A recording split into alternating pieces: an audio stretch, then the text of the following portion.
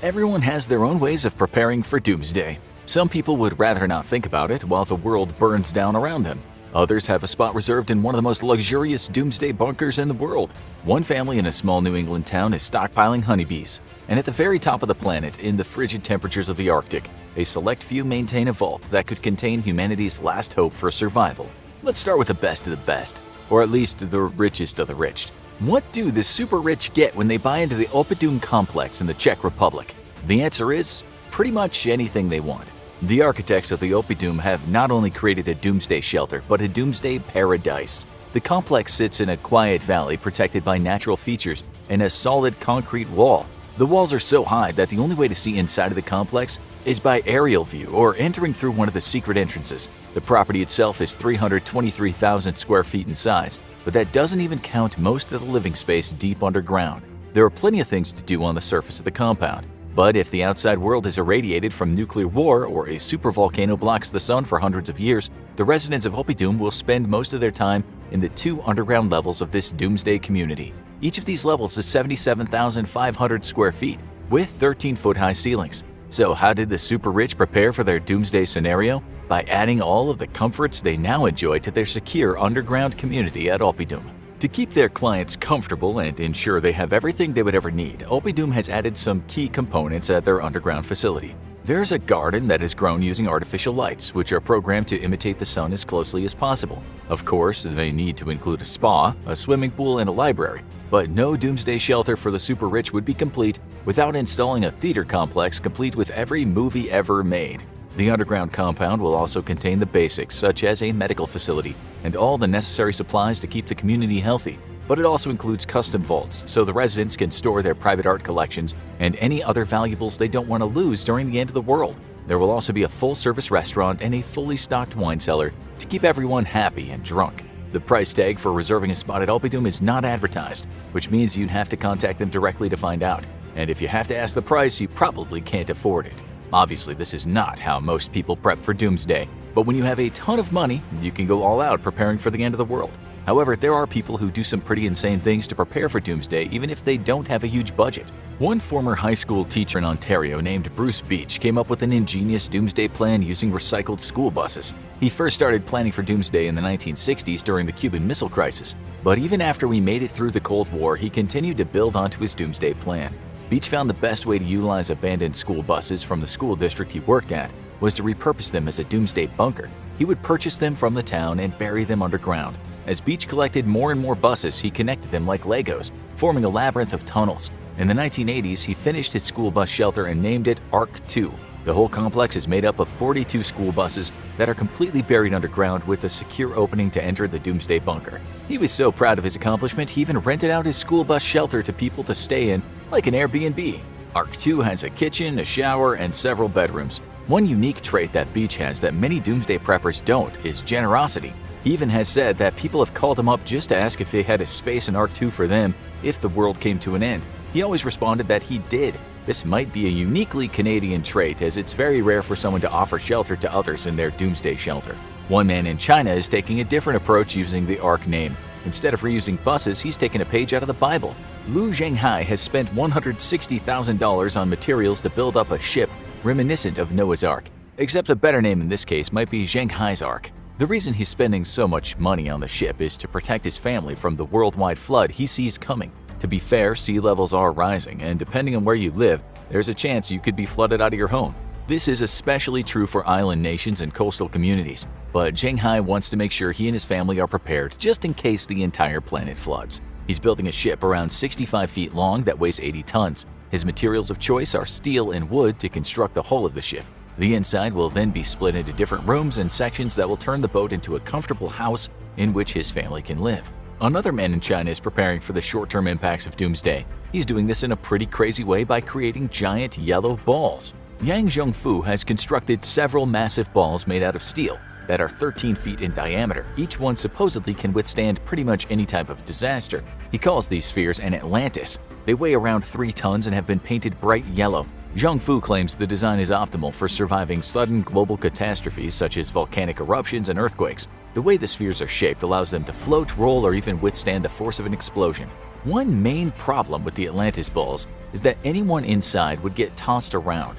This led to Zhang Fu equipping each metal ball with seat belts. He even claims that the materials used would help someone survive a nuclear blast from a distance. If you were in the ball right next to where a nuclear device was detonated, the giant yellow ball would not save you. But if you were a little ways away, it could protect you from the shockwave as it rolled to safety. Zhang Fu has created a way to prepare for any disaster, but in a different way than many preppers have. His plan is to survive the initial cause of doomsday and then leave his Atlantis structure to try to survive in a post-apocalyptic world. This is different from many doomsday preppers, as he isn't in it for the long haul. He just wants to survive in the short term. Maybe his thought is that if the Atlantis balls couldn't save him from whatever doomsday scenario ends the world, there wouldn't be much left in the apocalypse to look forward to anyway. It is insane how much time and money some people spend on a doomsday plan. This couldn't be more true than one Australian man who's created his safe space high up in the mountains. In Australia, a man named Robert Bast has spent over $350,000 on survival equipment to make sure he's prepared for doomsday. That is a crazy amount of money to spend on supplies if you're assuming the world is going to end, but most of what he stockpiles is expected, such as food, water, and gas. Unlike many other doomsday preppers, Bast isn't building his shelter underground. Instead, he'll be traveling into the mountains for Armageddon. In fact, Bast has built a safe house 1,500 feet above sea level. He makes test runs periodically with his family to ensure they're ready in worst-case scenarios. Bast, his wife, and his kids pile into a pickup truck and speed up the mountain to where safety awaits. So it would seem that in the land down under, the doomsday safe houses are not always down underground. Even more surprising than spending tons of money or living in a school bus is what some people collect to prepare for doomsday. You wouldn't think that bees would be the animal of choice when preparing for the end of the world, but one New England woman disagrees. Kathy Harrison, also known as Doris Day of Doom, is stockpiling honeybees for the end of the world. She collects the bees with her husband and makes sure they're kept happy and healthy. The craziest part is what they plan to do with them when the world ends. When asked this question, Harrison tells people that bees are an excellent source of food. Their honey can be used to make all kinds of nutritious meals, not to mention in dire straits the bees themselves can be eaten as a small source of protein. The bees' wax can also be used as a preservative, which can keep vegetables and fruits fresher longer. But there's another, more unique use that the Harrisons have planned for their hives. When the world comes crashing down, they plan to use the bees and their honey as a commodity to barter with. Since money will have no value in a post-apocalyptic world, food and other important resources will be key. The bees can replenish their own numbers while simultaneously producing honey that can be bartered with. Basically, the Harrisons are using their bees as a cash cow. This will only work if the other people play nice after the world comes to an end. If New England turns into a Mad Max scenario, the bees will probably not be very useful. Some preppers around the world have created their doomsday plan to include no one else but themselves and their immediate family. There will be no bartering and no communicating with others. This led one man to make the basement of his Las Vegas home his own private indoor world. This doomsday prepper has recreated a quiet neighborhood right under his house. It comes with everything from an in-ground pool to a grassy lawn, and to be fair, the setup seems pretty relaxing, even if it is intended for the end of the world. The tiny houses in the bunker are just a single room, but they have lovely sliding glass doors, and inside is everything someone could need to ride out the apocalypse. Even if the housemates don't get along from time to time, they can escape each other by wandering through the small park and staring up at a fake sky. Honestly, if the world has to end, this might not be the worst place to spend the rest of your life. The only thing better than preparing for doomsday with a small village in your basement is by making your entire house a bunker, and that is exactly what one architect did in Poland. This home is called the Safe House and is located just outside of Warsaw, Poland. It was created by Robert Konieczki of KWK Proms as an impenetrable fortress to protect whoever's inside from whatever doomsday befalls the world, including a zombie apocalypse. The structure looks more like a giant concrete block than an actual house when it's in lockdown. It has no windows or doors and is completely isolated from the outside world. But when the coast is clear and doomsday is over, the walls slide back, allowing anyone inside to have a beautiful view of the property. However, when the walls are open, the house is still protected by a solid concrete wall that lines the entire property. The cool thing is that if at any point the people inside the safe house feel unsafe, they can put the structure back in lockdown with the touch of a button. Inside is everything someone would want to keep them busy during the apocalypse. This might be the holy grail of doomsday homes. If you thought the previous preppers were crazy, you haven't seen anything yet. A company called Vivos X Point has an insane plan for some open land in South Dakota. Vivos X Point doesn't plan to build just one bunker, or even a few bunkers, to prepare for the end of the world. Instead, Vivos X Point is building an entire underground city of 575 bunkers to house the last remaining survivors of doomsday. There are entire towns with less than 575 structures meaning this underground doomsday city will be bigger than many other South Dakota communities. This will be a no-frills underground city providing only the necessities. However, they do build to suit their customers' needs. Vivos X Point has drawn up 4 different floor plans that a resident can choose from, so there is something for everyone. It would seem that the people in this region of the United States take doomsday very seriously, and now they can be surrounded by like-minded individuals in Vivos X Point Underground City. Somewhere between a single hidden bunker and a full-blown city of doomsday preppers, there is the Survival Condo. This behemoth underground structure looks like a reverse skyscraper. The building descends 201 feet into the earth and can house thousands of people when the end of the world comes. So this might be a good opportunity for many doomsday preppers in the region to explore their options about post-apocalyptic living. The structure itself will be housed in a missile silo that was constructed during the Cold War. It will have 15 floors with all the amenities someone could hope for at the end of the world. The plan includes a dog walking area, a shooting range, and rock climbing walls. Of course, there will be indoor pools with a water park. There will also be restaurants and bars as well as medical facilities to care for everyone in the survival condo. The architects plan to create several redundant power storage systems and water filtration systems. The hydroponic system will grow plants using artificial lights to create a long-lasting supply of food. The plan is to be able to sustain the inhabitants of survival condo for 5 years without opening the hatch. This would be a much more bougie doomsday setup than your average bunker. The structure won't be for everyone though. Doomsday preppers who have signed on for the project must share their underground condo complex with others, so it is not for preppers who are solely concerned about only saving themselves. On the plus side, the survival condo will be built deep enough and surrounded by the silo's protective covering, allowing it to survive a nuclear blast 100 times more powerful than the atomic bomb that was dropped on Nagasaki.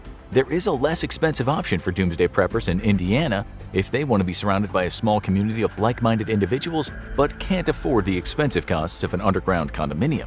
Vivos, Indiana is a communal doomsday bunker that feels much more like a large office with some bedrooms than a luxurious bunker. It houses 80 people and is supposed to be able to sustain them for about a year. Everything is shared in this bunker, so it will be imperative everyone gets along. The bedrooms are separated, but the only thing that fits in them is a bed. The common room serves as the main areas of the complex, where meals are eaten and entertainment is enjoyed. What makes Vivos, Indiana different from other bunkers and doomsday facilities is that everything is shared. Like other doomsday communities, this could lead to problems, but the small size and lack of privacy in Vivos, Indiana could exacerbate those issues. This is just another example of the crazy ways people are planning to live out their remaining days after doomsday. Everyone is different and everyone will want something different at the end of the world. Most people find planning for the apocalypse crazy and not worth doing since there's a decent chance they won't make it. For doomsday preppers who want to live in a community but don't have the money to afford some of those uber expensive options, Vivos, Indiana might be a perfect fit. For those people who are constantly afraid of doomsday happening even when they're on vacation, there's a special hotel just for them. The Felsen Hotel La Claustra is located inside of a mountain. That's right, for doomsday preppers and adventurers alike, there's a hotel that is within a mountain. This is appealing for anyone who thinks Armageddon might be just around the corner. In the eyes of doomsday prepper, Felsen Hotel La Claustra is a much safer option than a Four Seasons or Marriott during the end of the world. The structure used to be a Swiss military fortress built specifically to keep people safe inside it. However, this military base has been completely remodeled into a luxurious hotel with rock walls and comfy rooms. For people who want a vacation away from prepping but still want to be secure, they can sleep at Felsen Hotel La Claustra, eat in their main dining room located in a large cavern in the mountain, and walk around the property using subterranean tunnels. In the winter, the entrance is covered in snow, which is beautiful but also a reminder of how remote this hotel can be. Ideally, if the world was about to end and you were on vacation, this is where you'd want to be staying. Perhaps the most impressive and important doomsday preppers of all are those who work at the Svalbard Global Seed Vault. This facility houses a backup supply of all the different plants that humans rely heavily on. This means that if all the crops were wiped out around the world by a global catastrophe, the Svalbard Global Seed Vault would be able to restart those food sources by using the seeds contained within their facility. This vital bunker is located at the furthest northern point that commercial airlines can fly, making it both remote and accessible. The vault itself is located 100 meters into the side of a mountain to ensure everything inside is secured. The environment in Svalbard also has a low humidity and is not anywhere near fault lines, which means it's safe from earthquakes. The entranceway and the vault are located well above sea level to help protect it from rising sea levels, and of course, being that far north means the region is incredibly cold. In fact, the permafrost located in the region creates a natural freezer to keep the seeds frozen for future use. Obviously, those seeds could only be used if the planet wasn't irradiated by nuclear fallout or completely flooded like in Noah's Ark story. But if a global catastrophe occurred and we needed to start from scratch, the Svalbard Global Seed Vault would have the tools to get our farming going again. When you think about it, Svalbard might not be the ideal location for every doomsday prepper, but it is perfect for storing the seeds for all the plants on the planet. A good indication of how crazy preppers can be is in an area found at the local survival surplus store. Owners of these outlets have heard and seen pretty much every insane doomsday prepper in their general vicinity. In Quebec, Canada, one survival store owner noticed that whenever there is political conflict, even if it's just during a divided election, people start to stack up on doomsday supplies. This isn't surprising, as it would only take one nation with nuclear capabilities to start an all-out war ending in a nuclear holocaust, but other events can trigger the insane tendencies of doomsday preppers even if it's nowhere near them. For example, when the Fukushima nuclear disaster occurred in Japan, people in Quebec started to prep for the end of the world. This is interesting because Quebec is very far away from Japan. However, the shop owner noticed that people almost immediately started buying anti-radiation pills, gas masks, and chemical protection suits after the news broke about the disaster. Loading up on all those things because a nuclear reactor melted down on the other side of the world seems extreme, but nothing could have been more normal to the Quebec doomsday preppers. Florida is a unique place. The beliefs of the people who live there can vary, but some are wildly different from the rest of the United States. That's why an interesting pattern emerges in the doomsday prepping community whenever a Democrat has a chance of getting elected. Survival store owners notice that when it isn't an election year and business seems to go on as usual, there aren't many strange purchases in the store, and customers tend to buy regular doomsday equipment like fire starters, water purifiers, and first aid supplies. But whenever there's a chance that a Democrat will become president, there's an increase in a rather unsettling commodity. Gun purchases increase drastically at Florida survival shops whenever an election cycle favors a Democratic candidate or if the race is close. This is surprising because regulars at survival stores who buy a lot of equipment tend to be doomsday preppers, not anti-government revolutionaries. Then again, sometimes those things can go hand in hand depending on where you are. One store owner noticed this crazy tendency and chalked it up to an odd idiosyncrasy in the region. For the most part, doomsday preppers in Florida seem to be similar to those in many other parts of the world. They buy a lot of supplies during hurricane season or if there's a conflict between major countries in the world. But for some reason, US politics is a driving force behind doomsday preppers loading up on firearms, which is not seen in many other regions. This is a slightly scary thought, as if you put together all the preppers and their firearms, they would have a decent-sized militia. Luckily, the world is still turning and there's a relative peace in the United States, but who knows what'll happen next election cycle if the Floridian preppers get angry. Surprisingly, Canadian doomsday preppers tend to be influenced by politics as well, except it isn't their own politics, but those of the US. Except in Canada, the doomsday preppers don't go out and buy a bunch of guns. Instead, they load up on food. There seems to be more fear of economic collapse by Canadian doomsday preppers than war during United States election cycles. Also, Canadians don't appear to be as interested in building concrete bunkers to ride out an apocalypse. Survival store owners admit that their customer base increases when things get tumultuous in the US or during a catastrophe somewhere else in the world. However, there's a very low demand for a fallout shelter buried deep underground compared to other parts of the world. Maybe this is because there is so much undeveloped land that it's super easy to just escape into the wilderness. Or perhaps Canadians just feel secluded cabins on the fringes of civilization work just as well as anything dug under the ground. In France, doomsday prepper stores sell slightly different supplies. This is because of the end-of-the-world fears are different than those in North America. Over the past 10 years, more and more Europeans are embracing the survivalist lifestyle. This is slightly different from doomsday prepping, but some see it as complementary. According to survival shop owners, politics tend to play less of a role in what preppers buy than fears around the damage done to our planet by pumping greenhouse gases into the atmosphere. These fears influence what doomsday preppers buy in this part of the world. They focus on purchasing water purification systems and wilderness supplies over firearms. This is probably due to the fact that you can't shoot climate change or wage war against it using guns. This brings us to somewhat of a conundrum. People who take doomsday prepping seriously would not want to divulge their secrets. One of the key tenets of doomsday prepping is not telling people where your supplies are or how you plan to ride out the apocalypse. This is especially true if you have a hidden bunker somewhere filled with all those things you need to survive. So there are probably hundreds or even thousands of serious preppers that fly below the radar. Maybe they buy their supplies from different places, so they aren't seen as regular anywhere. Or maybe they have other people they trust to buy them supplies. One thing is for sure though, true professional preppers are not broadcasting their location or doing interviews about their end-of-the-world plan if they're trying to outlast everyone else.